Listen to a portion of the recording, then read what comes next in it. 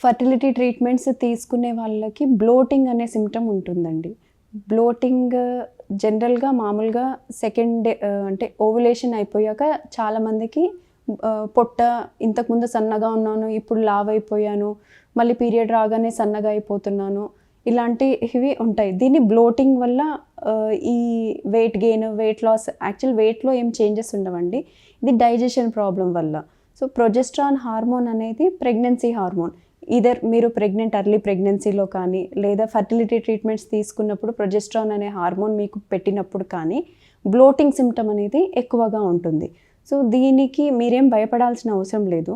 ఎందుకంటే ప్రొజెస్ట్రాన్ వల్ల న్యాచురల్‌గానే digestion process అనేది స్లోగా అయితది కాబట్టి, బ్లోటింగ్ సిమ్టమ్ మామూలు కన్నా కొంచెం ఎక్కువగా ఉంటుంది. ఒకవేళ సివియర్‌గా మీకు తట్టుకోలేనంత ఉంటే ఇంట్లో చిన్న చిన్న చిట్కాలు మీరు పాటించవచ్చు.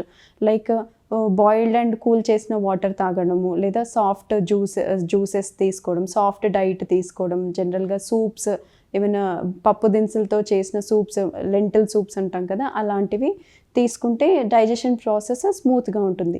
లేదు చాలా ఇబ్బందిగా ఉంది, కాన్‌స్టిపేషన్ వరకు అవుతుంది, గ్యాస్ట్రైటిస్ అవుతుంది, ఇలాంటి సిమ్టమ్స్ ఉంటే బెటర్ ఒకసారి డాక్టర్‌ని కన్సల్ట్ అవ్వండి. దానికి రిలేటెడ్ మీకు యాంటాసిడ్స్ కానీ, డైజెషన్ స్మూత్‌గా అవ్వడానికి కావాల్సిన సిరప్స్ కానీ మీకు రాసిస్తారు.